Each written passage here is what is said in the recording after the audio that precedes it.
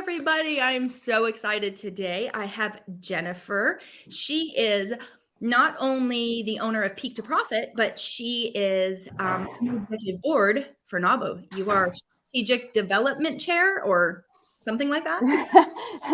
Board strategy and development, I That's think. it. We wear so many hats. So welcome. I'm so glad that you're here today. Thank you so much. Yeah. And that leads me to one question. It might be an odd question, but I know I was reading your bio and stuff. What exactly, when you talk, you're a strategic planner or you can help people with strategy, is that specific to one thing or is it really all incumbent of the business? Yeah, great question. Because business strategy, I find it tends to be kind of mythical or mystical, one of the two. I'm not sure. People don't always know when I say strategy, what the heck are you talking about? Really, having a business strategy applies to every single business. And it's, do you have a vision of where your business is headed? And do you know the roadmap to get it there?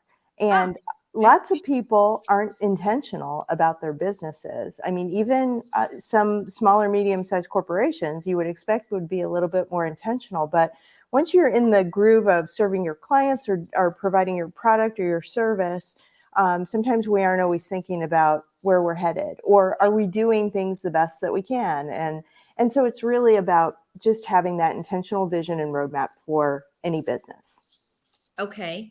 So you were in the corporate world, right? For a long time. When did you branch out and start your own?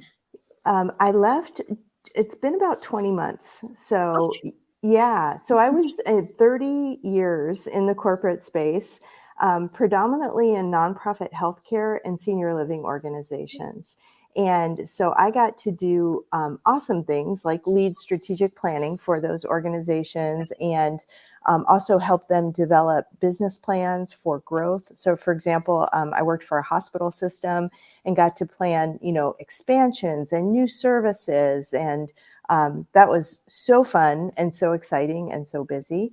And then in senior living, it was kind of interesting because we had 3 brick and mortar communities where people came to live with us independently or for assisted or memory care.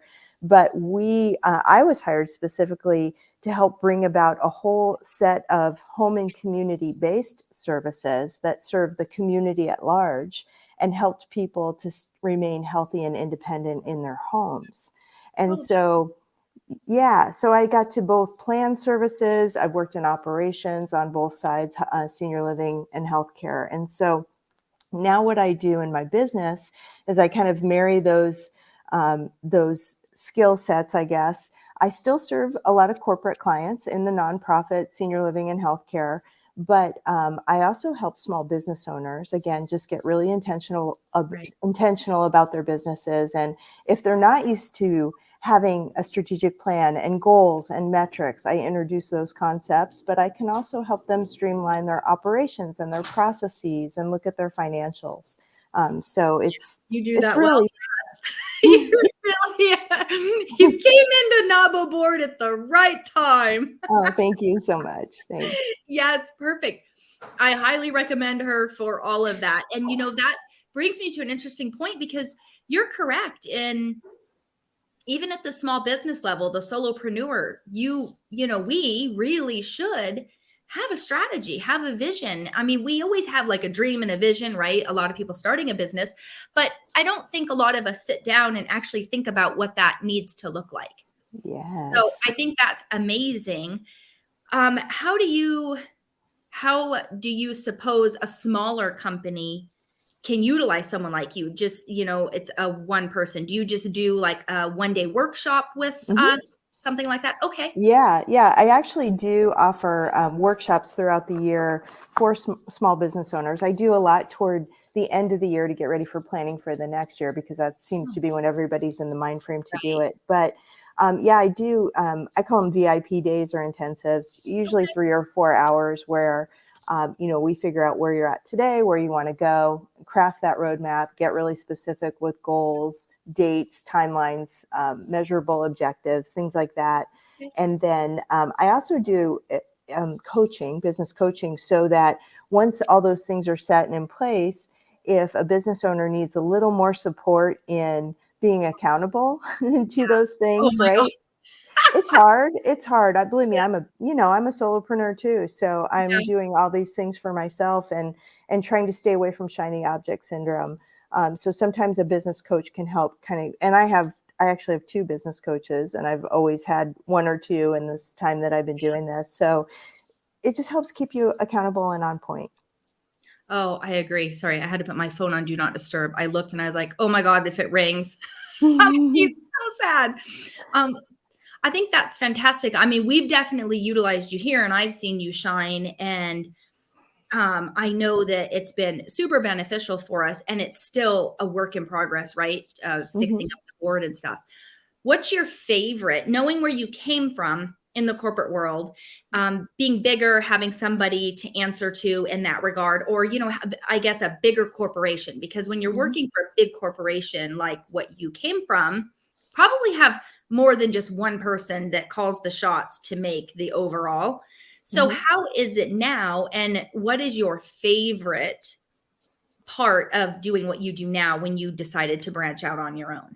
Yeah, I really like that I can help multiple clients at once, right? So when I was working for one company, you know, depending on the challenges that the company is having, right? You might have budgetary challenges or some capital restrictions or major labor challenges, which are really problematic in senior living right now.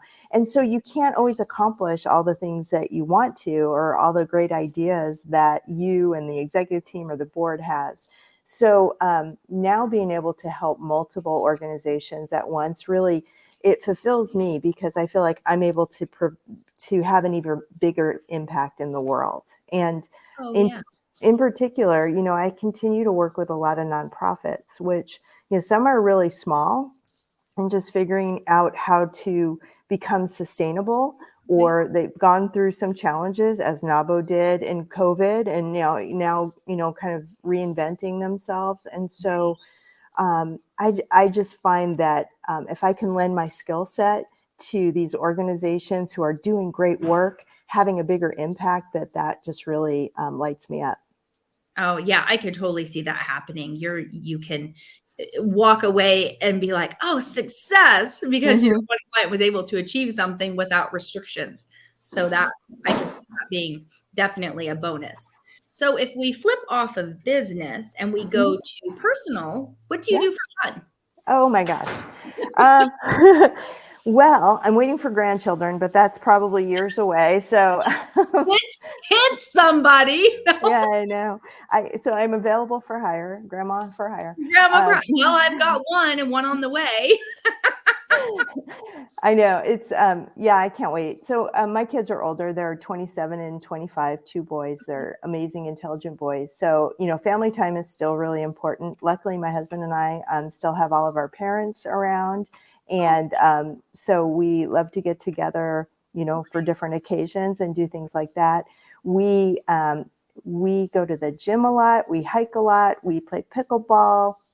We love board games. I love to do jigsaw puzzles. It oh did wow. not carry over into many people in my family, so I generally do them by myself. You're like, "I'm meditating, leave me alone." Yeah. Oh, and I do meditate too. Do you? Okay. Yeah, no, that's part of my morning routine. I started that in 2016, and I've never looked back because it Oh, made such wow. a good impact in my life. Yeah, I would agree. That is definitely a bonus for sure. So what, are all your family and boys and everybody around in town? Um, my youngest is here. He's a software engineer, and he lives in the area. And my oldest is in Boston. So believe it or not, he's still in graduate school. He's doing an MD, PhD. So he's got a couple more years of Oh, school wow. before, yeah, he gets into residency and things like that. So we're hoping eventually. I don't know that he'll come all the way back to Phoenix, but I know he doesn't want to stay in Boston. It's just a little too cold for him. So hopefully, well, he'll get Yeah. somewhere closer. What's he getting his PhD? What's his ultimate goal? He wants to be both a trauma surgeon, and he Oh, wants to wow. run, yeah, and to run a lab that relates to medical imaging and Okay. um, not only making medical imaging equipment better, because resolution, as you increase the resolution, you have more mechanical challenges, and he's a mechanical engineer, but he also wants to bring computer automation into the medical imaging so that your diagnoses from those images can get better as a result. That's fantastic. Isn't it so fun when we see our kids and we're like, where did you get that gene or that idea? Well, I definitely feel like he was influenced from, me working in the hospital for so I many guess. years. And when the kids were in preschool, we actually had a preschool right on the campus of the hospital. So I was able to pick them up, take them to lunch, walk them through the hospital, and they'd go, "What's Oh, that? that's What's that? What's fun. that?" So yeah, I feel like that influenced a little bit. But yeah, he's on. They're both my kids. I feel like they're on a different planet on the intelligence level than my husband and I. I know. That's so fun. Oh man. Well, it was so good having conversation with you. And I can't wait to, obviously I get to see you a lot more than everybody else, but hopefully we'll see you and everyone else will get to meet you at one of the happy hours or the luncheon. Yeah, And thank it you. was fantastic. I Yes. appreciate you. Oh, thank you so much, Susie, and thanks for doing this. I think this is a great series and a great way for us to get to know all of our members. So I really want to honor you for Well, thank making this commitment.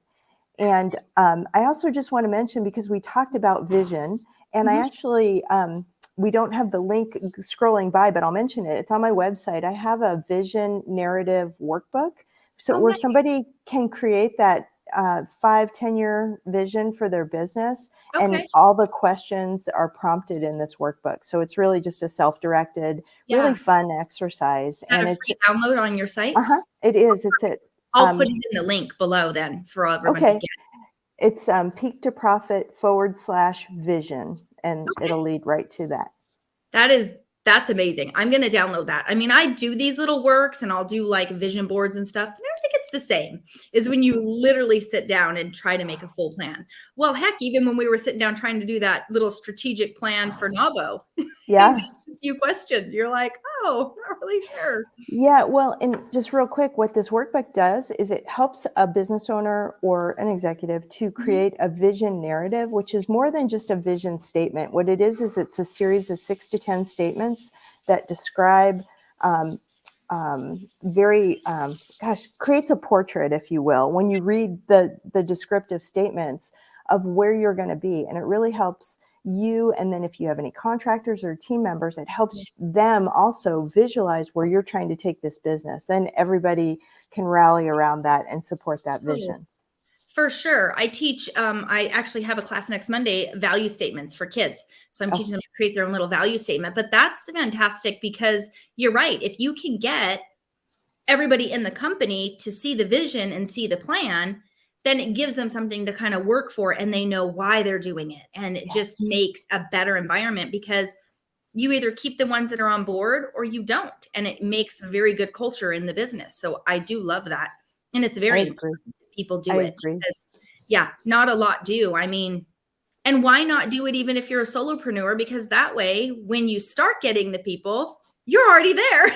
You find the right people. You got all this down. Yep, exactly. Awesome. Thank you again. I'm going to put all of that down and you guys will be able to see, well, not that you're seeing it live now, but Tuesday. I'll put you out Tuesday. It'll be fun. I'm so Okay, excited. Thank you again. awesome. Thank you, Susie. You're Have a welcome. great day. You too.